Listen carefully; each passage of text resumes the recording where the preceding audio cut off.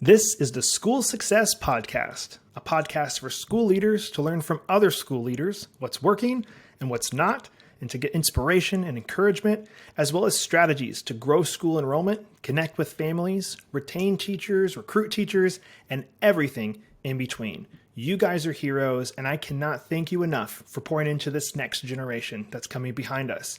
My goal is you will take at least one thing away from every episode that you can take back to your school to make it better than it is right now.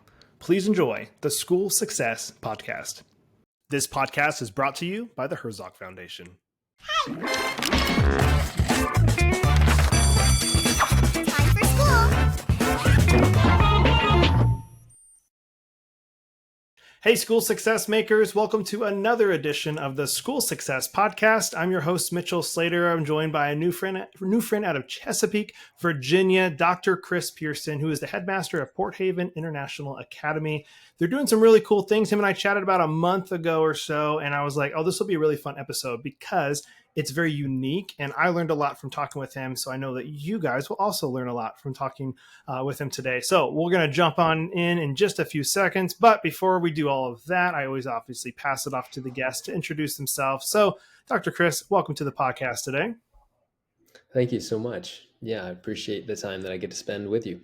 We're going to have a lot of fun. I always start with the same question for everybody. So I've never been to Chesapeake, Virginia before. So here's the fun question. If I was to visit you in Chesapeake, Virginia, what would you say? Mitchell, you need to eat this and do this to experience Chesapeake, Virginia. Oh man, it's such an eclectic area because of the naval base here in Norfolk. I would say if you're going to experience a food, I would say a nice mom and pop shop like Sunrise Cafe. It's got like a nice Filipino cuisine also. And so my wife and I like that. She's ethnically Filipino, and so we like to enjoy that together. And then what are you going to do while you're here? I would say you're going to go to the Virginia Beach, Pleasure Beach. I get to enjoy that space. It used to be one of kind of the longest pleasure beaches. And so it's a beautiful area and really nice. The weather here is not great, but that's the complaint of everybody. So we love living here. My wife and I, we spent 7.5 years in China, and then we're back living here. I grew up in this area. So it's nice to be back home, be around family. Love it, man. Well, thank you for obviously taking time out of your week to hop on here and talk school stuff. So obviously before I actually dive in, I'd love to hear a little bit of the backstory. Well, obviously on yourself real quick, but also on the school. So we've obviously have some specific questions for you that I want to jump into, but if we get to hear a little bit about, well, what is this Port Haven International Academy and what all that is, but I know you have a really cool backstory as well. So let's hear that real quick, and then I'll jump into some questions I have for you. Sure. So my wife and I went to the same undergrad college together in Eastern Tennessee. And when we were there, I was actually studying youth ministry, not education. My wife was studying missions. She had training in ESL. And so we had someone call us as we were praying to God, how would he unite those two things, youth ministry and missions? Someone called us and said that they were starting a school in mainland China. And they really wanted my wife to come onto the team and be the ESL teacher. So we went over there. I was going to do, maybe some physical education training, that kind of thing. And just kind of immediately, my wife and I fell in love with China, fell in love with the people there, the culture. And then we also fell in love with education as a means of ministry. And so I realized that this is what I wanted to do long term. I started pursuing other degrees and other learning. And so I became a headmaster there after really just a couple of years. And I'm actually thankful for that because I was young when I started into leadership. And that kind of forced me into a humility because I didn't know what I was doing. And so I had to kind of really work with my team, really ask them, what they thought about different things. And so through that learning process, I spent about 7.5 years there in China. I developed this theme of how can we use education to support ministry in a semi-covert way. Obviously, in mainland China, you can't be incredibly overt about your gospel witness and those kinds of things. So we had to kind of sharpen some of those things. So when we were asked to leave in 2021, we came back here and we spent a year up in Northern Virginia. And so we decided we were going to start this school, Port Haven International Academy. And the mission of our school is to partner with parents to personally and purposefully build loving leaders who are disciplined in their soul, their mind, their body for the glory of God. And really what we want to do with this place is to be a place that focuses on relationship and focuses on strong academics so that the young men and women can be awesome men and women in their future who are leaders and who can serve their communities. And so that's a bit kind of about who we are. We started 3 years ago. This school, again, I've been leading in other schools for years before that. But we're here in our third year, beginning our third year, and just excited for what God has done and is continuing to do. We're up to 55 students at this point from starting with, the first enrollment back in 2023. Love it, man. Well, I know you mentioned like with the school in our first call we had together that servant leadership was a big piece of what you guys are doing as like a foundational piece. What does that look like for your school when you say servant leadership? Yeah. So during some of my training, I came across Ken Blanchard and kind of fell in love with the way that he talks about servant leadership. Specifically, one of my favorite books that he has written is Leading at a Higher Level. And he says the greatest leaders recognize that they are here to serve and not to be served. And we hear Jesus say that in Mark 10. Jesus says, look, all the rest of the world and cultures, they're going to exercise lordship over each other. Those who have authority are going to make sure everyone knows that they're in charge. He says, but it's not going to be that way among my disciples. He says, whoever's going to be the chiefest of you is going to be the servant of all. And then Jesus shows us that perfect example because he lays down his life for all of us, right? So he perfectly serves all of us with his very life. And so what loving leadership means to us is that we would choose what others need instead of what we want. And we would recognize that other people around us are in need of leadership. I try to tell everyone, you've got followers, it doesn't matter how old you are.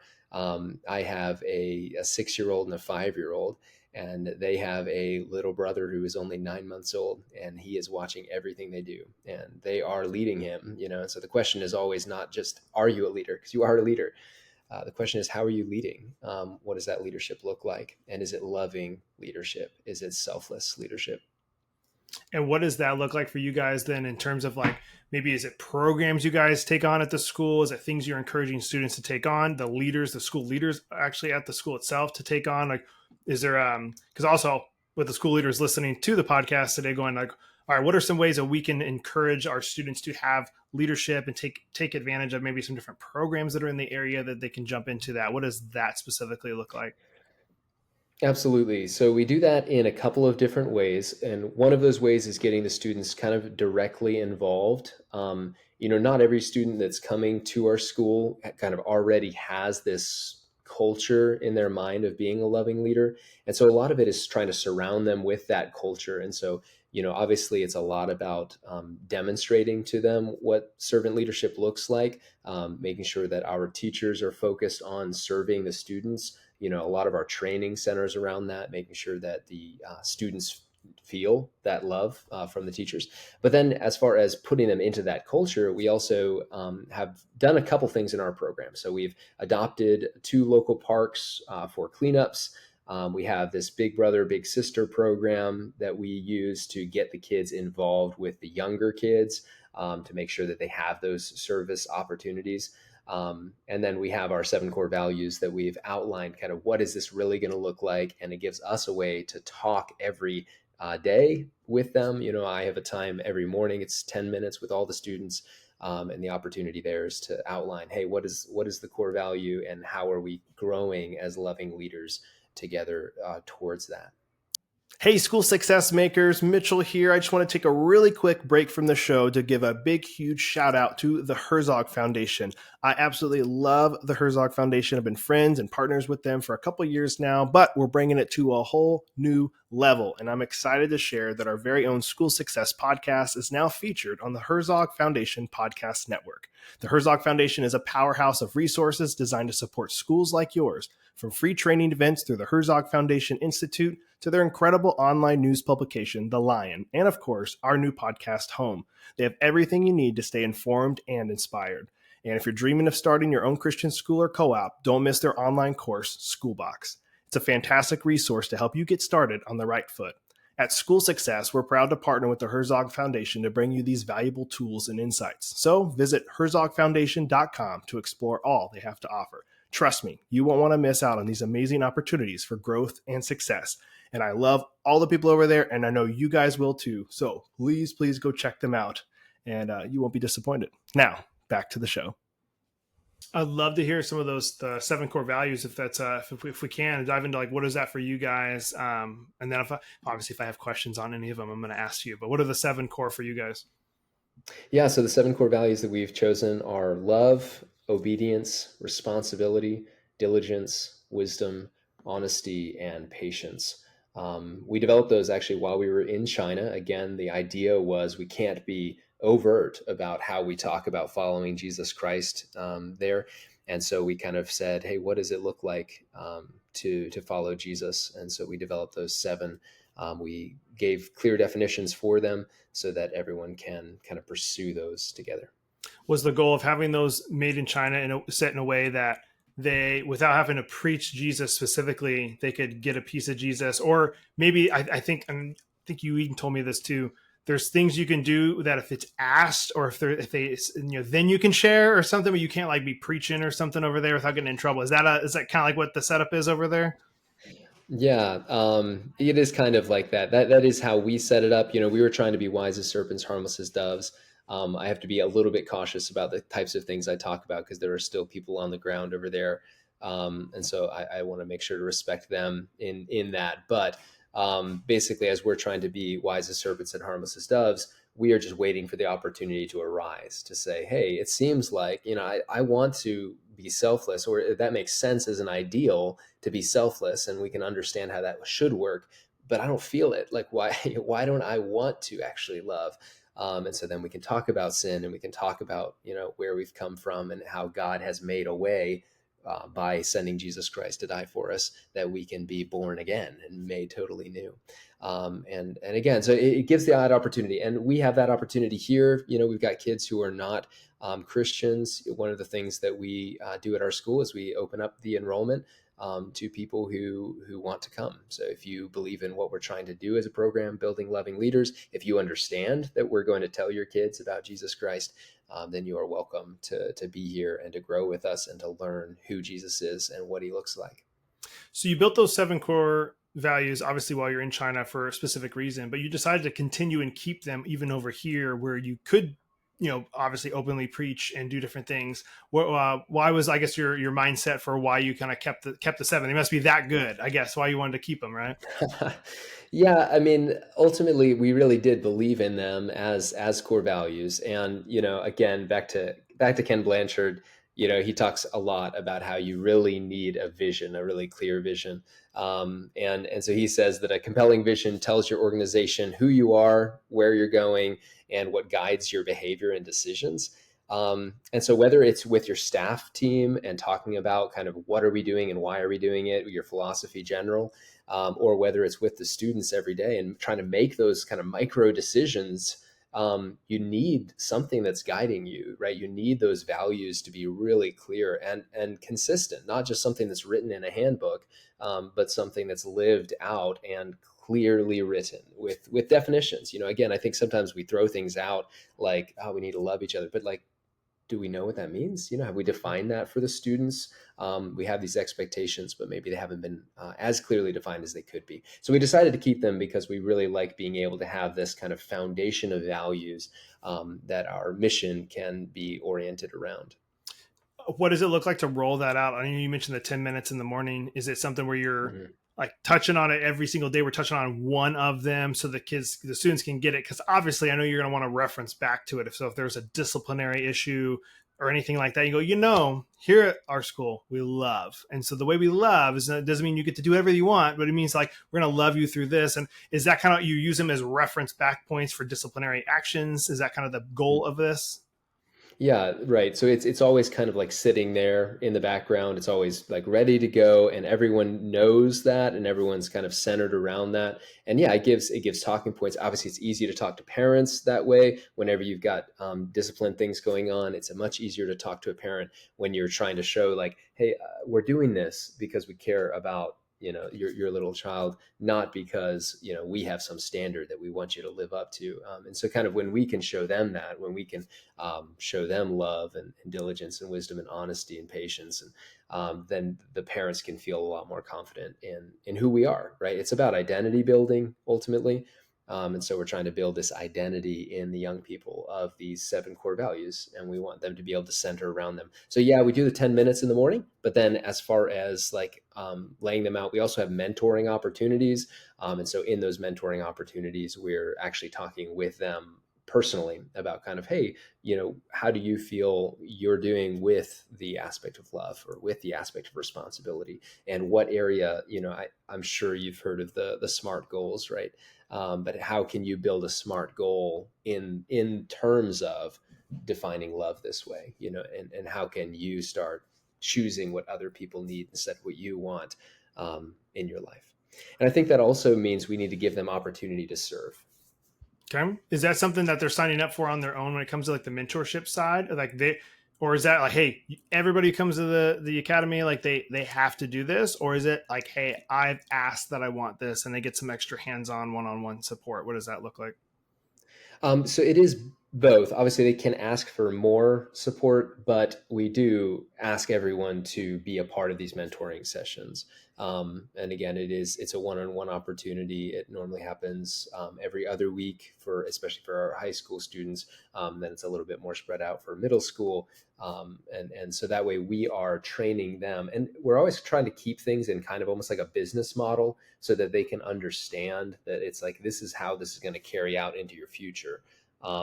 We use Ken Blanchard's books for our leadership classes that we teach. And part of that is really saying, look, how are you going to carry these concepts into your future? And how are you going to practice them today? And so we get them, for example, going into the elementary classes and doing reading with them or math tutoring. And everyone does that on rotation. And so then we can check in with them during the mentoring sessions and say, okay, so hey, in the time that you spent with the elementary classes, how did you feel? Like, what were the hardest things? What were you facing? And then we can use our 7 core values as a context to talk to them about those things. You have the name international in the name. Is that something where you are getting students from other countries to come over to the school, or is it like international missions is a part of who you guys are? What is that? Where does that name come from for you guys? Yeah, so I'd say it's kind of threefold. So one of the purposes is that we would be able to accept international students. So that's a process that has to be gone through with the U.S. government through 𝑐VIS. We are currently waiting on our application to be accepted. We had our site visit about a year ago, and it was supposed to take 12 months. It's September. It was supposed to be finished in October. So we're kind of just waiting here to get word that we can accept international students. And then the second part of that is that we really want to focus our academics not only on an American standard, but looking internationally. So we're trying to say, okay, who's doing well with math and why? Why are they doing well with math? And what methods are they using? And, what kind of texts are they using? And how can we kind of hold ourselves to an international standard rather than only kind of looking around the States to develop our standard. And then the final thing is, yes, because Port Haven, the name Port Haven is intended to say, hey, this is a safe place where we're preparing to send you out. And we have foreign language learning as a major part of our school. So they're learning that from the elementary grades. So we don't call ourselves a kind of a bilingual or trilingual school. But all of the students are going to be leaving here at least bilingual, if not trilingual. So we kind of have the 3 major languages of English, Mandarin, Chinese, and Spanish. And I've just seen so much growth. It's been so encouraging. Again, we've only been open for 2 years, but we've got kids who are certified already in HSK2, which is the second level of Mandarin Chinese. And so it's just exciting to watch these things grow and to see them pursuing this opportunity to be able to use this and go abroad long term. whether that's in a missions capacity, whether that's for the business that they end up setting up in the future, just giving them that opportunity. I love that. I feel like that's something that's not pushed as much as I feel like it should be in the at least the U.S. school systems, is just knowing another language. We take it as a class. Mm-hmm. Like, oh, I took Spanish for a couple of years, and I feel like I hear that so many times from friends. I took it, and like, oh, what do you remember? Oh, I don't remember anything. It's like, all right, and obviously I know you need to use it or you lose it, but Yes. I wish we were more. Our country is more about being bilingual, because I know that when anytime I've met somebody from an international, like another country, or I've gone international, and you talk to them and they know two, or like you said, three, some of them even more than that, and you're like, Oh, wow, I feel like we're really dumb now. Like, we just don't know yeah. anything. We take the advantage of English being this number one business language that's out there, and that's all we do. So I love that. I love that Yeah. you're doing that. Yeah, I actually did my doctoral research in that area of secondary schools and foreign language learning, because the same problem that you're mentioning is one that I've seen so many times, where you just say, and that was me. I mean, I took 3 years of Spanish, but boy, I don't speak Spanish. I never acquired it. And so what we see again, it's back to identity and who are we and who are these young people? We want to encourage them to build that identity towards the things that they feel like they can use in service, that they can use in the future. So that's what we're trying to do. Hey, I just want to take a really quick break from the podcast to highlight one of our amazing partners and sponsors, ClassReach. If you're a new school administrator or founder and are struggling to keep up with all the hassles of planting a new school, like collecting tuition, communicating with parents, or handling student data, then you need ClassReach. ClassReach is the all-in-one software that helps with everything from admissions and tuition to classroom management and parent communications. Sign up for a free consultation with one of their school specialists and see how ClassReach can help your school grow today. You guys can check them out online, classreach.com. They are a kingdom-minded company, and I love their leadership team there. I've become friends with a lot of them. They truly are a great company. I support them, and I love them, and you guys will love them too. Check them out at classreach.com. Now, back to the show. So I know we didn't really talk about this for a potential topic, but I'd love to kind of talk about it real quick, if we can, is the international piece of this. So I've only talked to one other school before, even on the podcast, about the idea of bringing in international students as a way of bringing in different cultures, bringing in additional tuition dollars and things like that. I'd love you just to speak into that for schools listening. Maybe they haven't thought about the idea of being an international school in some capacity. Like, what does that look like? How does that sign up? Obviously, you mentioned like a year of it in the process, and you're not even there yet to be able to do it. But like, I guess maybe pros and cons that you've seen this, because you've kind of been on this full circle, it looks like. But Yeah. any suggestions on just the international side for schools that are listening? Yeah, so I've seen this work really well, and I've seen some of the issues. I did work when I was in Northern Virginia at a school that already had this established and working well, and they're doing a great job. The thing that I love about it is you're bringing the mission field to the States. So not every teacher is going to go abroad. Not every administrator is going to get the opportunity to go see another culture, to meet other people, and to be able to give the gospel to somebody who potentially has never heard it before, and this is that opportunity, because the kids are coming from, you think about mainland China as just one example, right? We got billion people, and a lot of them are looking for something different in education, and so they're looking to send their kids over to the States. So this CVIS process, it's a little bit pricey. You have to pay some money up front in order to start the process. But what we found is that it's definitely worth the money, definitely worth the effort. We know that we're going to be able to minister into the lives of these kids, regardless of what happens. We do believe we can also bring in additional tuition, like you've mentioned. We can charge them for the housing. We can charge for kind of life services, which is like during the holidays, other times like that. We're getting these kids, we're taking them on trips to visit colleges. And so we can charge for those also. And so that is a potential for increased tuition. And at the same time, again, an opportunity to pour into the kids' lives. As far as cons, I would say it can be hard to find even just the hosts to host them, right? So you're really looking inside of local churches, you're reaching out to the parents at the school. trying to find people who are willing. You can, one of the things that we're offering that has already been taken up on, and we're a small school, but people have already said they'd be glad to do it, is basically offer small discounts to families who are willing to house these international students. Because they're already coming to the school every day, dropping the kids off, picking the kids up, and so it's a good group to look for those housing opportunities. Yeah. Otherwise, again, I would say mostly pros, and that's why we're trying to develop that in our school.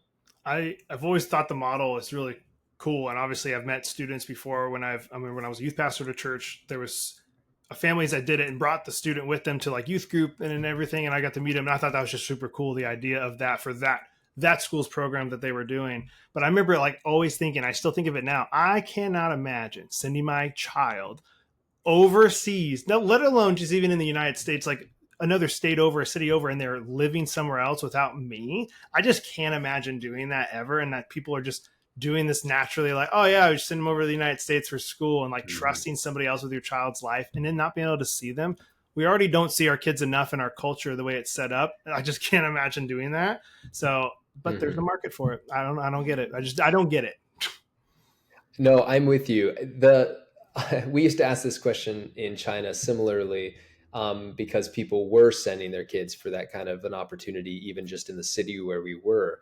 And you don't feel great about it because you're like, God has designed the family to be the way that these kids are supposed to grow up. And then at the same time, you have to ask the question, if I don't do it, somebody else is going to do it. Right. And they're not going to give the gospel to these kids, necessarily. And so here I want to open up the opportunity to say, well, here can be a safe gospel witness opportunity for those kids. Amen. And so that's what we think. That's good. Well, all this has been awesome. It's been good, obviously, advice in different pieces too. But I always like to ask one final question, and we can spend a little bit on this too if we need to. Is there anything else you'd like to share in terms of like advice or even encouragement for other school leaders that are listening to us right now? I would say the biggest thing is just to make sure that you're clear about your mission. We know kind of education forms its own mission sometimes, or we kind of think of it that way. But the staff don't always really understand what that looks like, and the kids definitely don't always understand kind of what they're there for. What is the purpose of sitting through all these classes? So I think being really mission oriented, having a really clear mission that you can clearly speak to your staff and speak to the students, that I would say would be the most important thing. Love it, man. Well, hey, I know obviously school's back in session. We're right in the middle of the whole school year and everything, but thank you for taking time out of your week to hop on here and chat and talk to our listeners. And I love what you guys are doing. I hope all that gets passed here soon. Probably by the time this launches, I'm hoping that you got your approval and you guys can start accepting international students. That would be really awesome. And then if I ever come up there to visit, I know I got to go get some food and do some fun stuff up there as well. So Chris, thank you so much for taking time to be on the podcast today, man. Appreciate it. No, thank you. I appreciate the time that you spent with me. Well, another huge shout out and a thank you to Chris for taking time and being on the podcast today. I love what he's doing there in Virginia, and I'm wishing him and his international school nothing but the best as they continue to educate the next generation that's coming behind us, as well as some of these international students that are hopefully going to be coming in soon once they get that approval, which hopefully by the time of you guys actually hearing this and this getting out there, maybe they got that approval and they are already getting international students, which would be awesome. So maybe that's something you guys were interested in. So as always, I'm hoping you guys learned at least one thing from today's episode that you can take back to your school to make it better than it is right now. And maybe it's adding an international component to your school. I don't know, whatever it is for you. Just hoping you guys continue to learn and grow and make yourselves and your schools better. So one of the things we want to make sure we're doing for you guys is providing 3 free resources for you guys every single week that you guys can tune into and make sure you are taking advantage of. First one is, good job, you're doing it already. It's the podcast. Hey, we're dropping weekly episodes every Monday morning, and we want to make sure you don't miss out. So if you're not subscribed, it's free and easy. Go hit the subscribe button wherever you're listening to this. And if you love our content, which I hope you do because you're listening to it right now, would be a 5-star review would mean a lot to us. because we put this out here for free for everybody. So we'd love a 5-star review.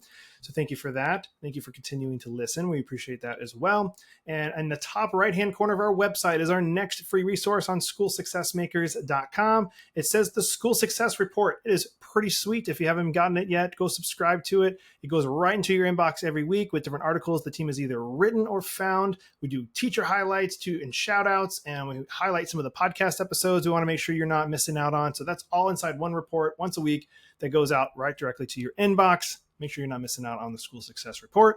Last but not least, on Facebook, good old Facebook. On there, we have a free private community called School Success Makers, because that's what you guys are. Go join that. I'm personally in there. I'd love to see you in there as well. Get connected with other school leaders across the country, ask questions, get connected, and build community, because that is so incredibly important. We all need that. So make sure you're getting that somewhere. If not there, please get it somewhere else. All right. And then we will be back here next week with another awesome guest as usual on the School Success Podcast. We'll see you then.